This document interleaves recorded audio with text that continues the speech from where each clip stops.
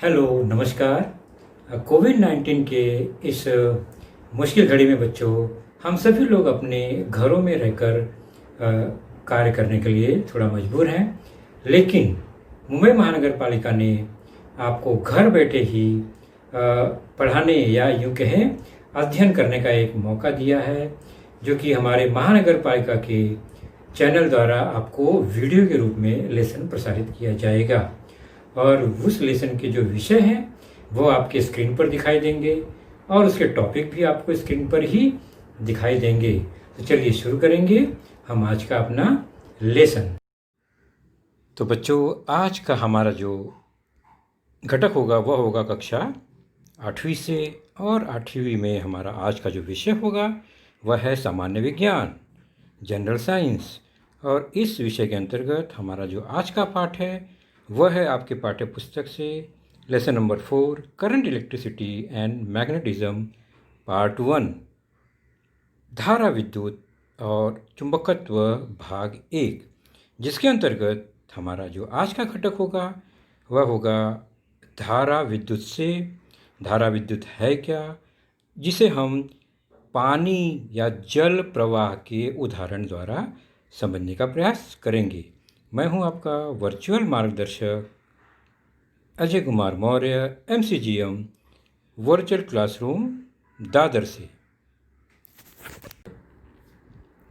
तो हमारी आज की जो प्रमुख चर्चा होगी वह होगी धारा विद्युत से संबंधित, करंट इलेक्ट्रिसिटी से संबंधित, और उसमें हम अंत में देखेंगे विद्युत सेल का विभवांतर, potential difference of a electric cell.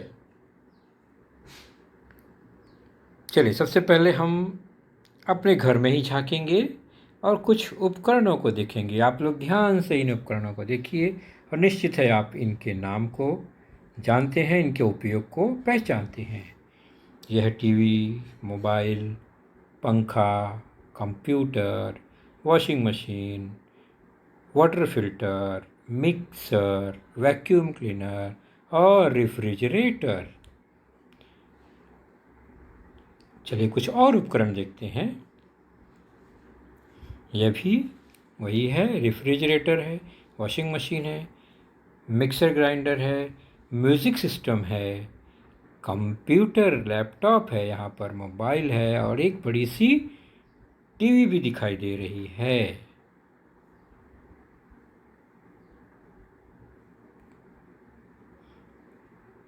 जिनमें सबसे महत्वपूर्ण उपकरण आपके हाथ में अभी होगा वह है मोबाइल। आज के युग का सबसे महत्वपूर्ण उपकरण, जो थोड़ा बहुत टीवी का काम करता है, फ़ोन का काम करता है, आपके लिए आजकल वह पुस्तक का भी काम करता है, आपके लिए वह स्कूल का भी काम करता है। ये सभी उपकरण आपने बच्चों देखे। इन सभी उपकरणों में एक सामान्य बात है, कॉमन बात है। वह क्या आपको पता चला? वह सामान्य बात है कि ये सभी जो है विद्युतीय प्रवाह से चलते हैं। करंट इलेक्ट्रिसिटी अर्थात ऐसे विद्युत से चलते हैं जो प्रवाहित होती है, चाहे वह बैटरी से प्रवाहित हो, चाहे आपके घर में स्विच बोर्ड लगा हो उससे प्रवाहित हो, लेकिन यह विद्युत के प्रवाह से ही चलते हैं। और इनको जब रोकना होता है तो इनके विद्युत प्रवाह को बंद करना पड़ता है। जब भी आपको ऐसे उपकरणों को बंद करना है तो विद्युत प्रवाह को खंडित करना पड़ता है, या यूँ कहें हम स्विच ऑफ करते हैं, बटन बंद करते हैं, बराबर। तो विद्युत प्रवाह रुक जाता है। और जैसा कि आप देख रहे हैं ऐसे तमाम स्विच बोर्ड आपके घरों में लगे होते हैं जो किस काम आते हैं? वह विद्युतीय उपकरण को विद्युत प्रवाह देने, रोकने का काम और चालू या बंद करने का काम करते हैं, बटन चालू बंद करके। अब इस स्विच बोर्ड का इस नल के पानी से क्या संबंध है? आपके स्क्रीन पर दिखाई दे रहा है।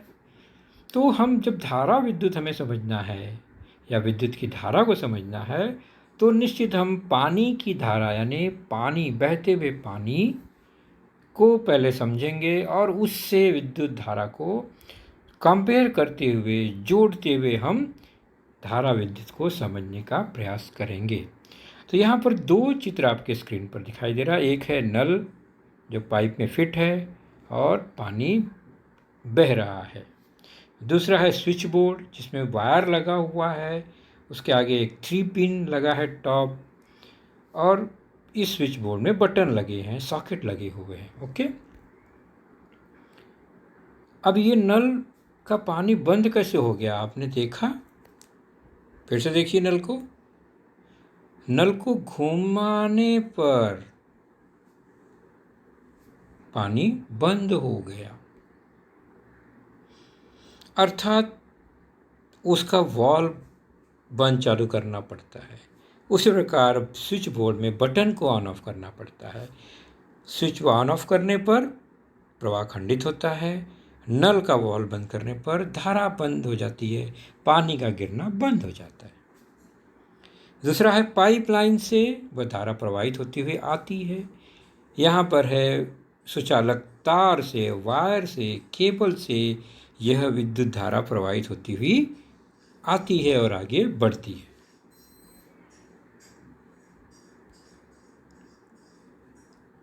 तो हम अपने आसपास विद्युत ऊर्जा से चलने वाले कई उपकरण देखते हैं। ये सभी उपकरण विद्युत के प्रवाह से कार्य करते हैं।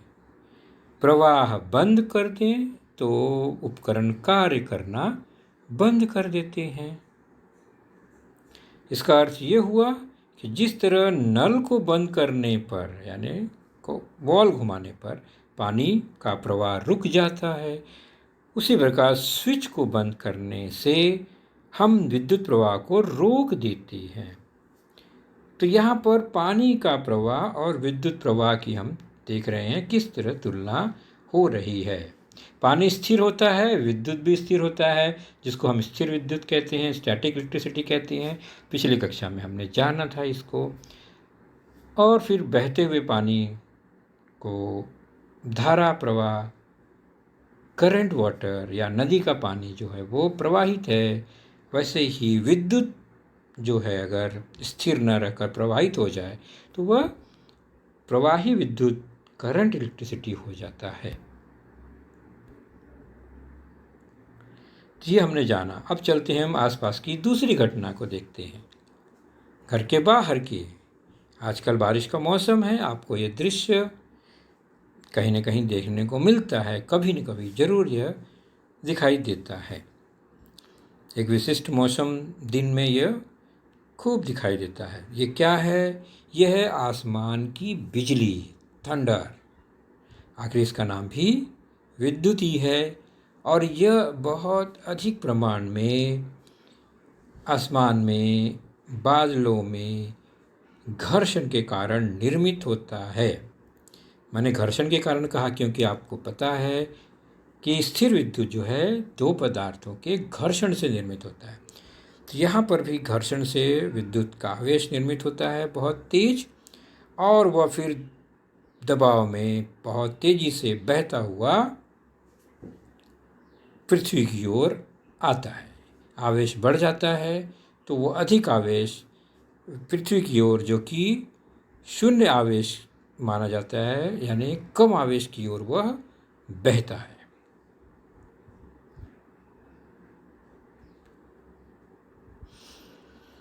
यूँ कहें कि दो पदार्थ जिनमें धन आवेश और ऋण आवेश, सामान्य तौर पर पदार्थ उदासीन ही नजर आते हैं क्योंकि उसके अंदर जो आवेश है, प्रोटॉन और इलेक्ट्रॉन, धनात्मक आवेश और ऋण आवेश, वह समान होने के कारण वे उदासीन होते हैं।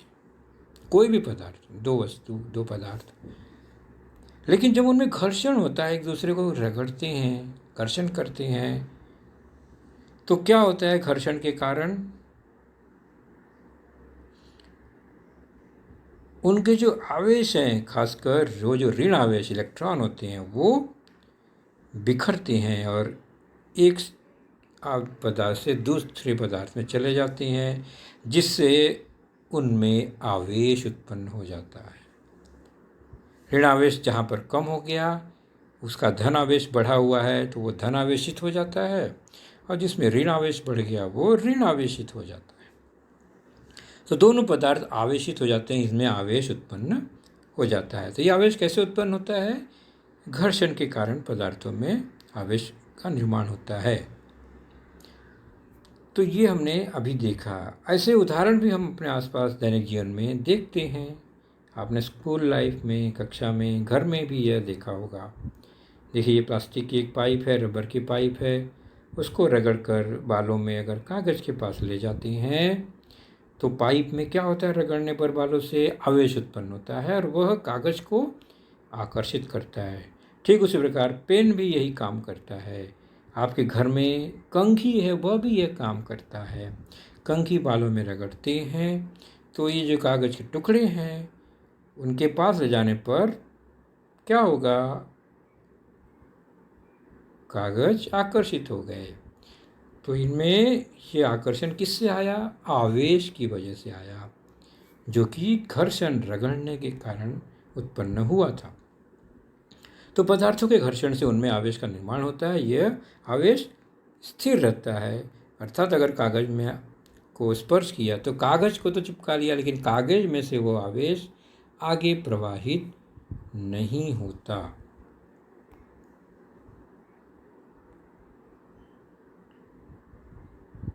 अब चलते हैं पानी का उदाहरण देखते हैं, बहते हुए पानी का।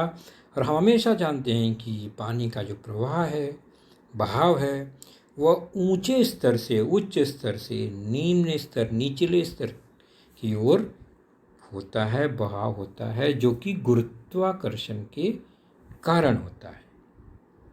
तो गुरुत्वाकर्षण के कारण जल का प्रवाह हमेशा उच्च स्तर से निम्न स्तर पर होता है, जिसके कारण हम नदियों का बहाव देखते हैं।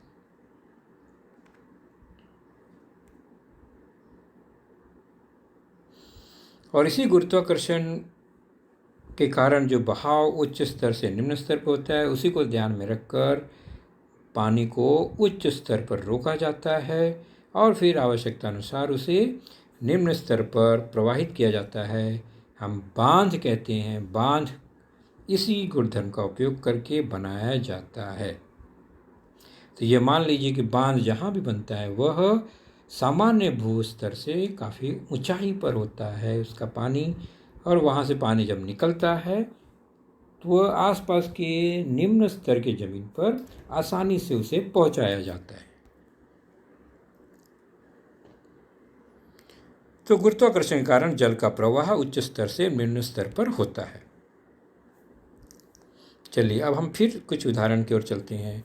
हमारा मुख्य जो टॉपिक है धारा विद्युत है। अब हम लेकिन पानी की धारा को पर चर्चा करते हुए विद्युत धारा पर जाएंगे। यह समान बर्तन है।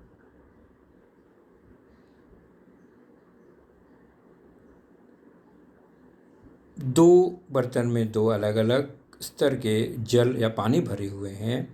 बीच में वॉल लगा हुआ है। हम देख रहे हैं एक में उच्च स्तर है पानी का, दूसरे में निम्न स्तर है पानी का।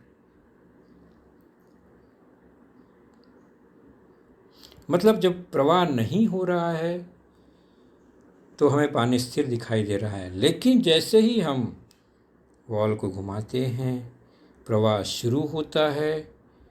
तो प्रवाह कहाँ से कहाँ जाता है? तो हमने देखा प्रवाह जो उच्च स्तर का जल था वहाँ से वह कहाँ गया? निम्न स्तर वाले टंकी में गया। और कब रुकता है यह प्रवाह? जब उनका स्तर समान हो जाता है। यानी दो जल का स्तर अगर समान है तो उनमें प्रवाह नहीं होगा। ठीक उसी प्रकार दो पदार्थों में आवेश अगर समान है तो उनमें आवेश का जो प्रवाह है वह नहीं होगा।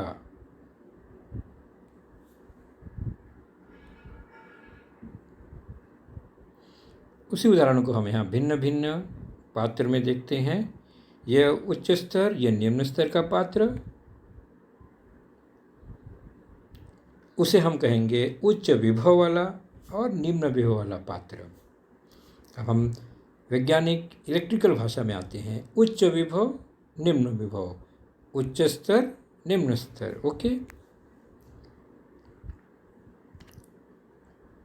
और जब इन्हें हम जोड़ते हैं प्रवाहित होने के लिए, तो प्रवाह हमेशा उच्च विभव वाले से निम्न विभव की ओर होता हुआ दिखाई देता है, और वह समान स्तर, समान विभव होने तक यह होते रहता है।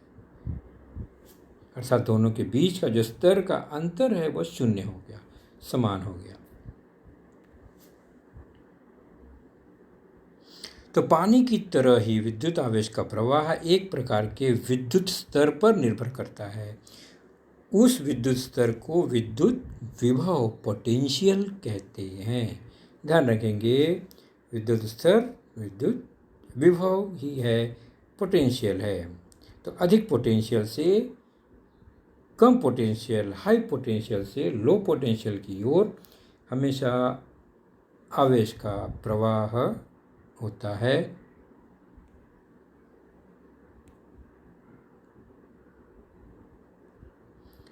तो पानी की तरह ही विद्युत आवेश का प्रवाह एक प्रकार के विद्युत स्तर पर निर्भर करता है। उस विद्युत स्तर को विद्युत विभव, पोटेंशियल कहते हैं। धनात्मक विद्युत आवेश अधिक विभव बिंदु से कम विभव बिंदु की ओर प्रवाहित होता है, और प्रवाहित होने वाले इसी आवेश के कारण धारा, विद्युत, करंट, इलेक्ट्रिसिटी का निर्माण होता है। तो धनात्मक आवेश अधिक विभव से कम विभव की ओर जाता है, ऋणात्मक आवेश कम विभव से अधिक विभव की ओर जाता है। ऋणात्मक आवेश क्या है? ऋणात्मक आवेश वही इलेक्ट्रॉन है। तो इलेक्ट्रॉन जो है वो धारा के विपरीत जाता है। धारा जो है वह धनात्मक आवेश की तरह अधिक विभव से कम विभव की ओर जाता है, और ऋण आवेश जो है इलेक्ट्रॉन्स कम विभव से अधिक विभव की ओर प्रवाहित या मूव करता है। तो विद्युत आवेश का प्रवाह उच्च विद्युत विभव से निम्न विद्युत विभव की ओर होता है, और इलेक्ट्रॉनों का प्रवाह निम्न विद्युत विभव से उच्च विद्युत विभव की ओर होता है। तो धनात्मक आवेश धारा की तरह है। धारा हमने देखा हमेशा उच्च विभव से निम्न विभव की ओर ही होता है। उसी के साथ धनात्मक आवेश भी उसी दिशा में होता है। ऋणात्मक आवेश अर्थात इलेक्ट्रॉन उल्टे दिशा में धारा के विपरीत बहता है। सिंपल सा उदाहरण लेते हैं। यह निम्न विभव है, विद्युत विभव ऋणात्मक, और उच्च विभव को हमेशा धनात्मक आवेश मानते हैं। तो इनको अगर हम इनमें से विद्युत का प्रवाह देखें, तो जो धनात्मक आवेश है वह उच्च विभव यानी प्लस से माइनस की ओर बहता है, उच्च से निम्न की ओर। ठीक उसी समय इलेक्ट्रॉन्स यानी ऋणात्मक जो आवेश है वह निम्न विद्युत विभव से उच्च विभव की ओर बहता है। और ये सब अदृश्य होते हैं, हमें दिखाई नहीं देते बच्चों। चलिए, अब ये तो हमने जान लिया अंदर की बात। अब हम देखते हैं अपने घरेलू एक उपकरण में, जैसा घड़ी आपने देखा है, चाहे छोटी घड़ी हो, हाथ की इलेक्ट्रॉनिक घड़ी, चाहे वॉल क्लॉक हो, चाहे रिमोट हो, उसमें एक सेल लगा होता है। आपने देखा होगा ना, उसमें दो विभव होते हैं, एक प्लस धनात्मक आवेश वाला, एक ऋणात्मक आवेश वाला। उन दोनों विभव के अंतर को ही विभवांतर कहते हैं। बिल्कुल सिंपल। तो धन आवेश और ऋण आवेश के अंतर को विभवांतर कहते हैं, और इसको हम वोल्ट द्वारा नापते हैं, V। और सामान्य तौर पर ये जो सेल होता है आपके घरेलू उपकरण में जो लगता है कॉमन सेल, इसका विभवांतर 1.5 वोल्ट होता है। तो विद्युत सेल के धनाग्र और ऋणाग्र के विभवों के अंतर को विद्युत सेल का विभवांतर कहते हैं, इसकी इकाई वोल्ट है।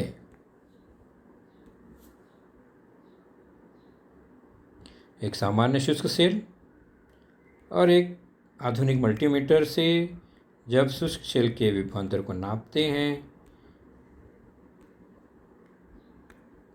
धन सिरे को धन सिरा, ऋण सिरे को ऋण सिरा लगाने पर तो मल्टीमीटर में वह 1.5 के आसपास दिखाता है, मतलब उसका जो विभवांतर है 1.5 वोल्ट है। इसी तरह अलग अलग विभवांतर वाले सेल और बैटरी बाजार में उपलब्ध होते हैं। तो सामान्य सेल का विभवांतर 1.5 वोल्ट होता है। तो विभवांतर माप लिया हमने, लेकिन विद्युत धारा को कैसे नापेंगे, पानी की धारा को कैसे नापेंगे, पहले वो देखते हैं। तो पानी की धारा को नापना है तो हम सिंपल सी चेक प्रयोग करेंगे कि निश्चित समय में इस नल से कितना पानी बहता है, उससे हम उसके धारा का तीव्रता मापते हैं, प्रवाह बता सकते हैं। जैसे कि अगर 1 मिनट में इस नल से 60 लीटर पानी अगर बह जाता है तो हम कहेंगे 60 मिनट में 60 लीटर, 60 सेकेंड में 60 लीटर, तो 1 सेकेंड में 1 लीटर बहता है, यानी 1 लीटर प्रति सेकेंड यह धारा यहाँ पर बहती है। इस तरह से धारा को लिखा गया। ठीक उसी प्रकार विद्युत धारा को अगर इकाई माप बनाना हो तो कैसे करेंगे, तो निश्चित समय में किसी सुचालक तार द्वारा, यहाँ पर पाइप नहीं है, यहाँ तार है, जितना आवेश प्रवाहित होता है उसे हम तार की विद्युत धारा बता सकते हैं। वहाँ पर लीटर में बह रहा था, यहाँ पर आवेश प्रति सेकेंड बहा जाएगा, अर्थात अगर 1 मिनट में 60 कूलाम आवेश, या आवेश को कूलाम कहा जाता है, तो वह आवेश 1 मिनट में अगर 60 कूलाम है तो विद्युत प्रवाह हुआ 60 सेकेंड में 60 कूलाम, 1 कूलाम प्रति सेकेंड, और 1 कूलाम प्रति सेकेंड ही इस विद्युत धारा की इकाई है। जैसे कि 1 लीटर प्रति सेकेंड पानी की धारा की इकाई थी, और इसको कूलाम प्रति सेकेंड को शॉर्ट में एक इकाई नाम दिया गया है एम्पियर। तो कूलाम प्रति सेकेंड या एम्पियर जो है वह विद्युत धारा की इकाई मानी जाती है। तो एम्पियर सिस्टम इंटरनेशनल में, एमकेएस में विद्युत धारा की इकाई है।